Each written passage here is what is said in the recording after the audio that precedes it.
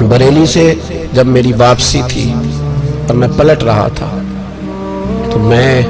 ملاقات کرنے گیا،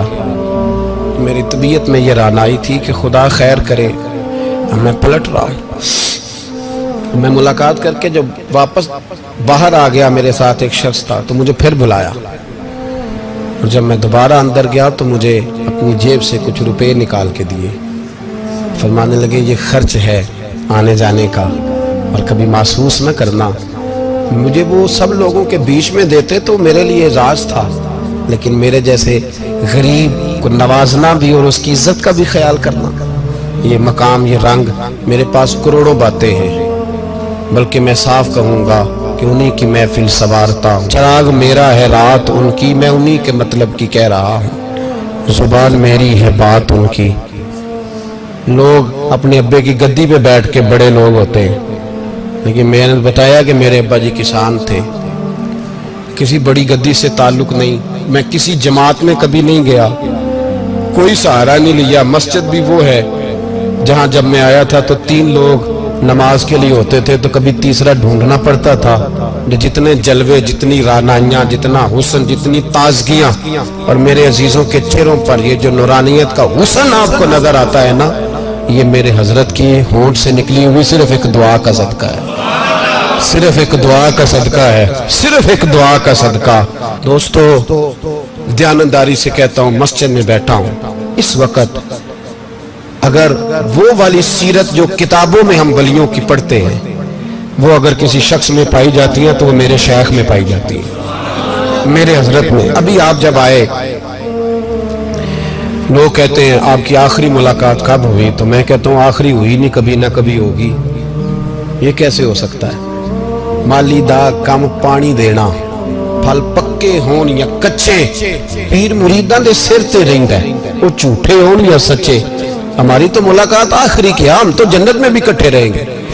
ان کے قدموں میں رہیں گے، اور ہم اللہ سے دعا مانگتے ہیں، جنت میرے کس کاری جتھے یار نظر نہ آوے،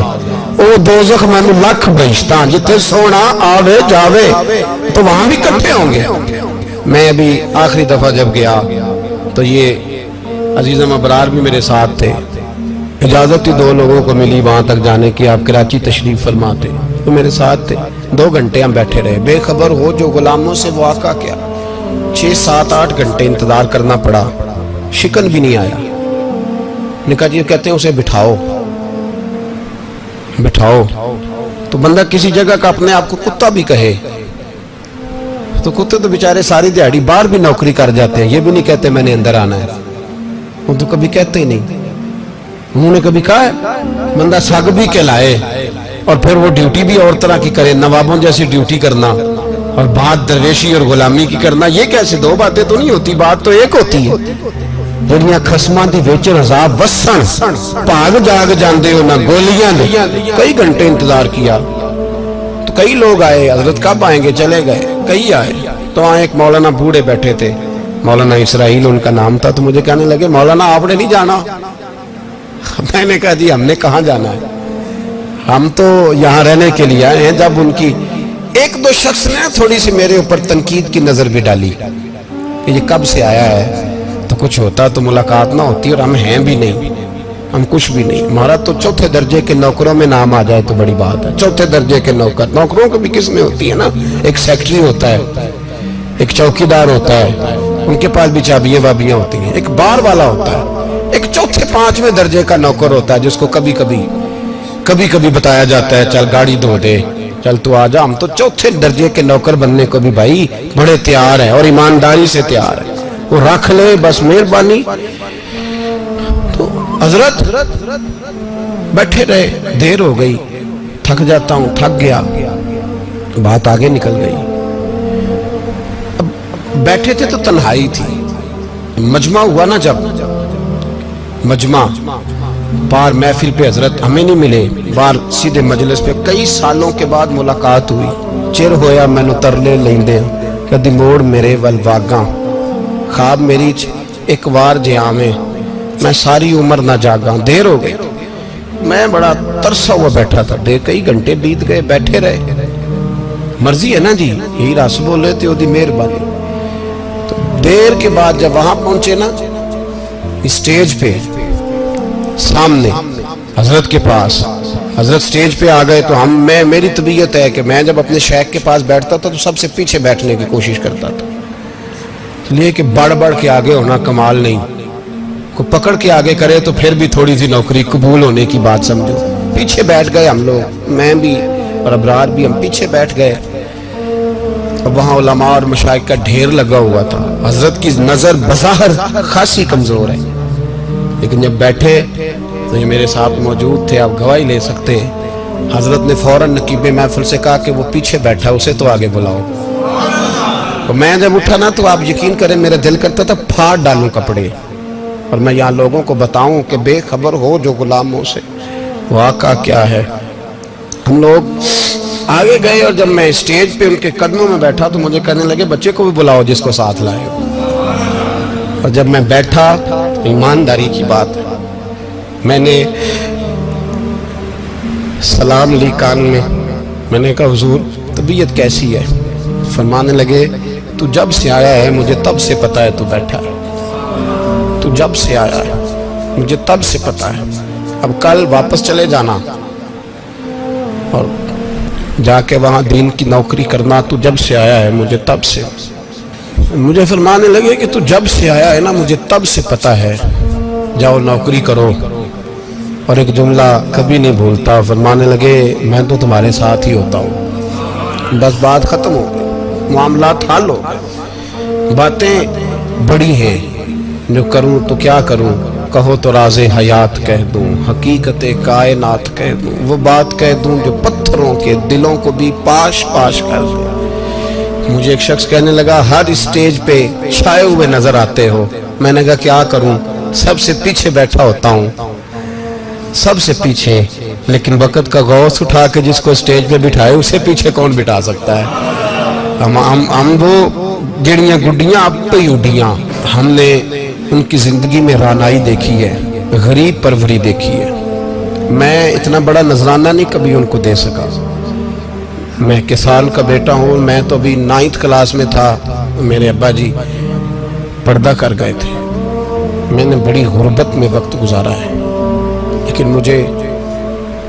ان کے ارب اور کھرب پتی مرید ہیں۔ کھرب وہاں لوگ کروڑوں روپیہ لے کے لائنوں میں کھڑے ہوتے ہیں، میں غریب باپ کا بیٹا اور مستعار زندگی، لیکن میں نے انہیں عزت دیتے دیکھا ہے، میں نے دیکھا ہے وہ قریب بلانے والے، وہ پیار کرنے والے، میں نے ان کی غریب، لوگ کہتے ہیں میرا پیر غریب نواز ہے، اور قسم اللہ کی میرا پیر غریب نواز ہے۔ میں نے غریب نوازی دیکھی ہے، میں نے وہ رنگ دیکھا ہے، میں نے وہ جلوہ دیکھا ہے، ان کے نرگسی ہونٹ جب کبھی کبھی میرے پیشانی کا بوسہ لیتے تو مجھے یوں لگتا ہے کہ اللہ نے جتنی خوشبو دنیا میں رکھی تھی میرے شیخ نے ساری میرے وجود کے اندر اڈیل دی۔ بریلی سے جب میری واپسی تھی اور میں پلٹ رہا تھا تو میں ملاقات کرنے گیا، میری طبیعت میں یہ رانائی تھی کہ خدا خیر کرے، میں پلٹ رہا ہوں۔ میں ملاقات کر کے جب واپس باہر آ گیا، میرے ساتھ ایک شخص تھا تو مجھے پھر بلایا، اور جب میں دوبارہ اندر گیا تو مجھے اپنی جیب سے کچھ روپے نکال کے دیے، فرمانے لگے یہ خرچ ہے آنے جانے کا، اور کبھی محسوس نہ کرنا۔ مجھے وہ سب لوگوں کے بیچ میں دیتے تو میرے لیے اعزاز تھا، لیکن میرے جیسے غریب کو نوازنا بھی اور اس کی عزت کا بھی خیال کرنا، یہ مقام، یہ رنگ، میرے پاس کروڑوں باتیں ہیں، بلکہ میں صاف کہوں گا کہ انہی کی محفل سوارتا ہوں، چراغ میرا ہے رات ان کی، میں انہی کے مطلب کی کہہ رہا ہوں، زبان میری ہے بات ان کی۔ لوگ اپنے ابے کی گدی پہ بیٹھ کے بڑے لوگ ہوتے ہیں، لیکن میں نے بتایا کہ میرے ابا جی کسان تھے، کسی بڑی گدی سے تعلق نہیں، میں کسی جماعت میں کبھی نہیں گیا،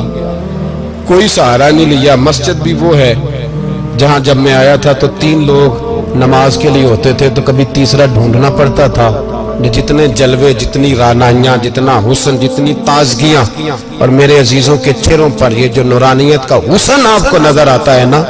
یہ میرے حضرت کی ہونٹ سے نکلی ہوئی صرف ایک دعا کا صدقہ ہے، صرف ایک دعا کا صدقہ ہے، صرف ایک دعا کا صدقہ۔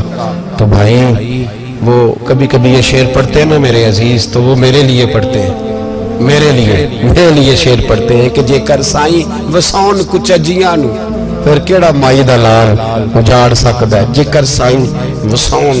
کچجیاں پھر کیڑا مائی دا لال۔ طاقت ہے کسی کی، ہمارے سامنے بھی کوئی کھڑا ہو سکتا ہے، کوئی باطل کوئی ہمارے سامنے بھی کھڑا ہو سکتا ہے۔ آپ یقین کریں جتنا دم خم اللہ نے میرے شیخ کی وجہ سے ہمارے سینے میں رکھا ہے، جہاں ہم ہوتے ہیں وہاں ہم ہی ہوتے ہیں۔ ہم نے کوئی سہارا نہیں لیا زندگی میں، کسی کا نام لے کے اپنے آپ کو اونچا نہیں کیا، بس یہ تیری نظر کا کمال ہے اور میری زندگی کا سوال ہے۔ اور اس نظر پہ میں نے کہا مریں گے تو کفن پہ بھی نام لکھائیں گے، اور مریں گے تو قبر پہ کتبہ بھی تیرے نام کا لکھائیں گے، اور یہی جلوے لے کر کے انشاءاللہ جائیں گے، اسی نام سے پہچانے جائیں گے، اور انشاءاللہ وہاں بھی غلاموں کا رنگ نرالا ہی ہوگا۔ باتیں ہو ہی نہیں سکیں، بھی تو ایک پہلو کھلا ہے، ابھی تو دفتر پیچھے پڑے، انشاءاللہ پھر ایک نشست رکھوں گا، ان کی باتیں پھر سنوں گا، اور یہ باتیں ہوتی رہیں گی انشاءاللہ تعالی۔ مجھے لوگ پوچھتے ہیں ہر تقریر میں کہتے ہو میرے حضرت فرماتے ہیں، تو میں نے کہا کیا کروں، میں تو فرماتا ہی نہیں۔ آپ یقین کریں تیاری کوئی کرتا ہوں، جمعہ میں تقریر کوئی اور ہو جاتی ہے، وہاں کچھ اور کتابیں کچھ اور دیکھ کے آتا ہوں، یہاں کچھ اور ہو جاتی ہے، پھر سمجھ آتی ہے کہ تو بولنے والا ہے ہی نہیں، کوئی اور ہے جو تجھے سبق پڑھاتا ہے، جو تجھے کہتا ہے اس طرح کر کے بات کر، اس طرح کر کے۔ ایک شخص مجھے ناروے سے رات فون کر رہا تھا، کہنے لگا حضرت صاحب آپ کی باتیں میرے سیدھے دل میں لگتی ہیں، اور یہاں بیٹھ کے صحیح ہو گیا ہوں، فیس بک پہ سن کے وجہ کیا ہے؟ میں کہتا مجھے بھی نہیں پتا، مجھے پتا ہو تو میں بتا نہ دوں، یہ مجھے نہیں پتا بھائی، مجھے کیا خبر کہاں یہ مسجد جو کہاں دنیا سے بھی دور ہے، اور کہاں ناروے اور کہاں لندن اور کہاں سارا زمانہ اور کہاں یہ دنیا، ہمیں نہیں پتا۔ بس اتنی بات ہے کہ مالی دا کم پانی دینا، پھل کچے ہون یا پکے تے پیر مریداں دے سر تے رہندا ہے، جھوٹے ہون یا سچے، یہ پکی بات ہے، یہ کنفرم بات ہے۔ اور مجھے تو کبھی کبھی لگتا ہے وہ صرف میرا ہی خیال نہیں رکھتے، جو مجھ فقیر سے جو وابستہ ہیں ان کا بھی بڑا خیال رکھتے ہیں۔ کئی دفعہ مجھے اپنے کئی عقیدت مندوں مریدوں کے پیچھے ان کے جلوے نظر آتے ہیں، مجھے ایسے لگتا ہے جیسے چھا گئی ہے ان پر میرے حضرت کی نورانیت، مجھے رنگ نظر آتا ہے اپنے درویشوں میں ان کے حسن کا۔ بس دعا کرے تا ابد آستانہ یار رہے، وہ آسرا ہے غریبوں کا، وہ برقرار رہے، وہ آسرا ہے غریبوں کا، وہ برقرار رہے۔ آخر دعویٰ الحمدللہ رب العالمین۔